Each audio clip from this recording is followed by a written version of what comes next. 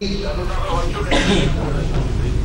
Meeting में पूरे देश में आज जो राजनीतिक पॉलिटिकल सिचुएशन है, खासकर दिल्ली के चुनाव के बाद, उस पर डिस्कशन हुआ। हमारे स्टेट्स के, ज़्यादातर स्टेट्स के कन्वीनर्स आए हुए हैं, वो भी एक्स ऑफिशियो मेंबर्स हैं राष्ट्रीय कार्यकारिणी के, और सबसे समीक्षा करने के बाद ये समझ में आया कि दिल्ली के चुनाव के बाद और खासकर दिल्ली की सरकार के गठन के बाद एक बहुत बड़ी ऊर्जा पूरे देश में उत्पन्न हुई है और एक बहुत बड़ी आशा जागी है लोगों के हृदय में, और पूरे देश में बहुत सारे लोग जो हताश थे, जिनको ये लगने लगा था कि इस भ्रष्ट राजनीति का कोई विकल्प नहीं है, इससे बाहर तो निकला ही नहीं जा सकता, उनको आज ये लगने लगा है कि एक ऐसा विकल्प पैदा हुआ है जो कि सिर्फ एक स्वच्छ ईमानदार सरकार ही नहीं, बल्कि एक वैकल्पिक राजनीति की शुरुआत इस देश में कर सकता है। तो ये सब देखते हुए आम आदमी पार्टी की राष्ट्रीय कार्यकारिणी ने अभी तक ये तय किया है कि आम आदमी पार्टी लोकसभा चुनाव लड़ेगी, ज्यादातर राज्यों में लड़ेगी, ज्यादा से ज्यादा सीटों पर लड़ेगी। किन सीटों पर लड़ेगी ये सब आगे सब राज्यों की कार्यकारिणी से बात करके उसका पूरा तय किया जाएगा। लेकिन इस देश के लिए एक नया मौका आया है।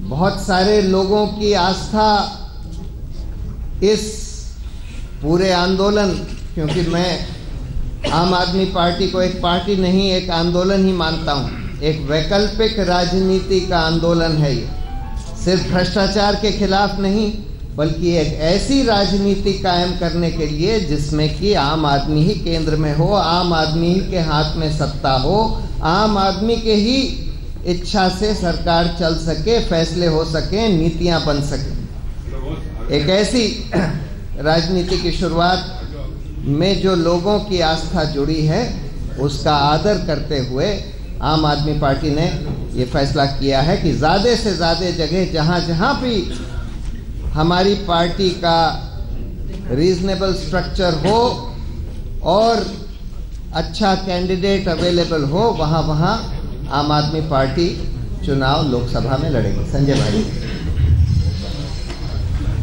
इधर आ जाओ।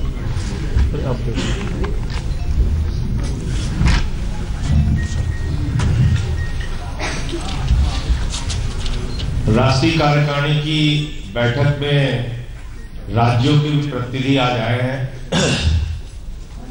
और राष्ट्रीय कार्यकारिणी में कई राज्यों के प्रतिनिधि पहले से थे। स्टेट कमेटी के जो कन्वीनर हैं, जो सेक्रेटरी हैं, वो इसके मेंबर हैं।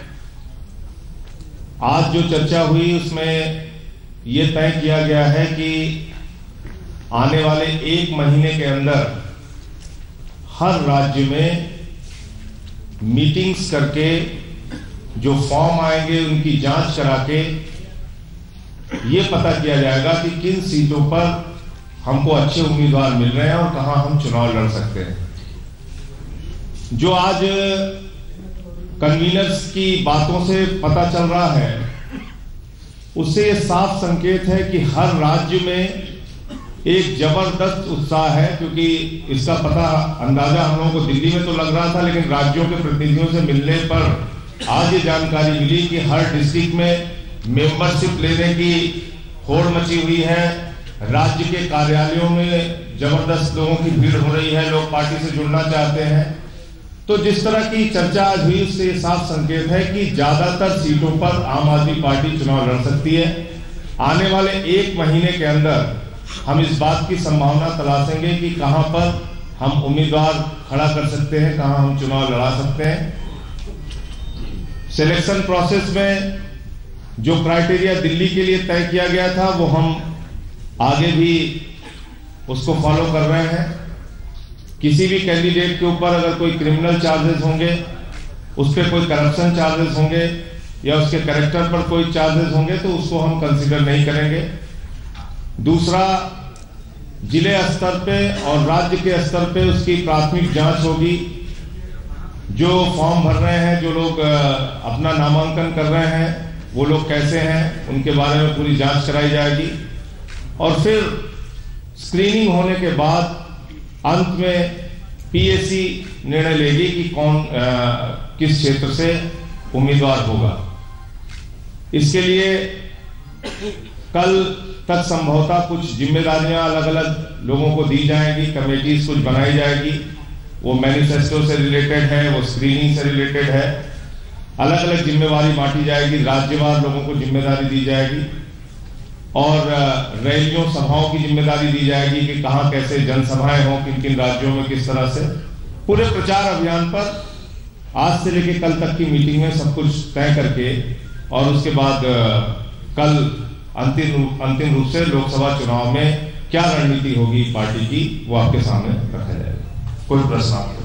संजय जी, आपने कहा कि पूरे देश में उत्साह है चुनाव परिणामों को लेकर के, लेकिन पिछले 2-3 दिनों की घटनाओं को ले, जो गाड़ियां आपके मंत्री ले रहे हैं, जो मुख्यमंत्री को जो घर मिला, उसके बाद क्या उस उत्साह में कोई कमी आई है? आपके जो मेंबर्स आए देश भर से, उन लोगों ने कोई रिपोर्ट ऐसी दी है कि आम जनता के मन में छवि थोड़ी सी बदली है कांग्रेस से हाथ मिलाने की वजह से?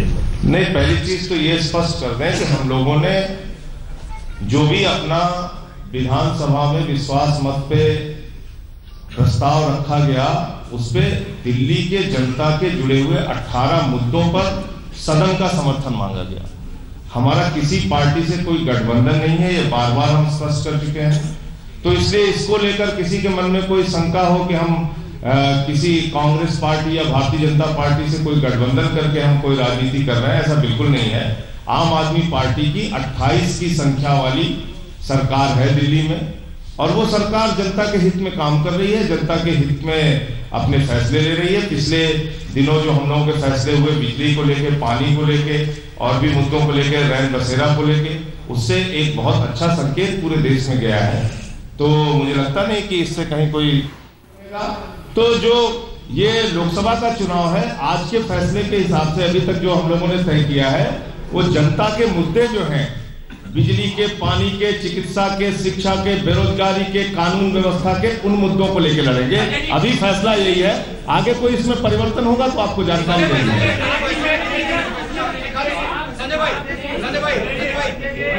इनका सवाल है।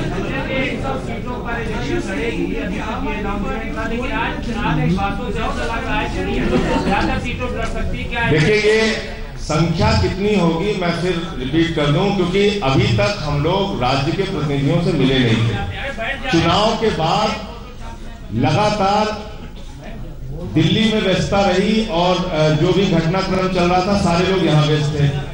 राज्यों के प्रतिनिधियों से आज मुलाकात हुई है तो उनकी जो जानकारी, उनका जो फीडबैक मिला है, उनकी जो राय आई है, उसके हिसाब से हम लोग ये कह रहे हैं कि ज्यादातर सीटों पर चुनाव लड़ेंगे।